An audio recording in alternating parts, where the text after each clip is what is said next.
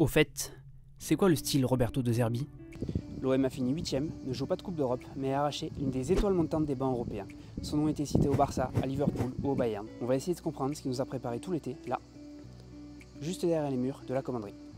Roberto De Zerbi est un entraîneur adepte du jeu de position, une tactique qui consiste à créer des supériorités dans le camp adverse pour aller au but. Un principe imaginé par Johan Cruyff et incarné depuis 15 ans par Pep Guardiola.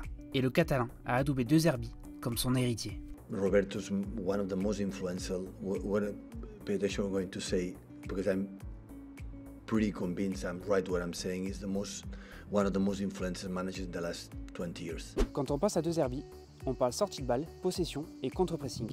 Pour analyser un peu mieux, on a appelé Romain Muffat. Il est analyste, il travaille à la Bontas Academy et il a écrit des livres sur le jeu de position et son application par le coach italien.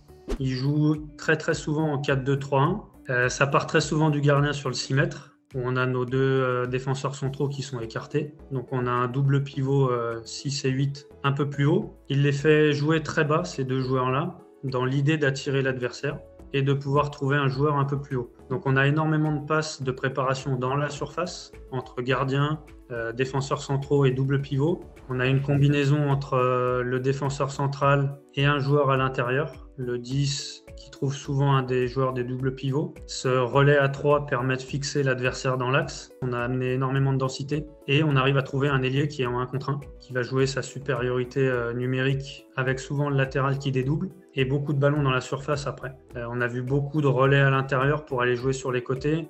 On voit beaucoup de buts suite à 1 voire 2 jeux combinés. Dans son parcours, il a régulièrement fait surperformer des équipes moyennes. Le meilleur exemple, son Brighton d'il y a 2 ans. 72 buts, une 6e place finale dans une équipe qui n'était pas programmée pour jouer les premiers rôles.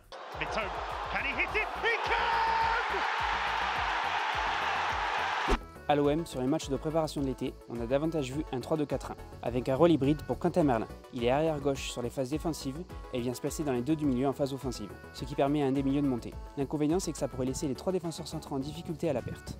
Il demande beaucoup de surnombre de la part de ses latéraux, de la part de ses milieux. Il demande énormément d'efforts à la perte du ballon. Et quand le contre-pressing est mal fait, par contre, ça nous donne une équipe qui est très ouverte. Ça nous donne des vagues pour les défenseurs. On a énormément vu l'équipe de Brighton courir vers son but l'année dernière. Elle a pris énormément de buts et elle a pris des volées. Et l'an dernier, on a vu des vraies faillites, notamment à l'extérieur. Un 3-0 à Bournemouth, un 4-0 à la Roma, où on voit par contre un De Zerbi qui ne s'adapte pas forcément.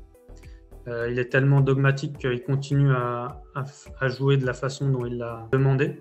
Bref, la méthode De Zerbi nécessite une grande compréhension tactique des joueurs, mais aussi du temps pour la mettre en place.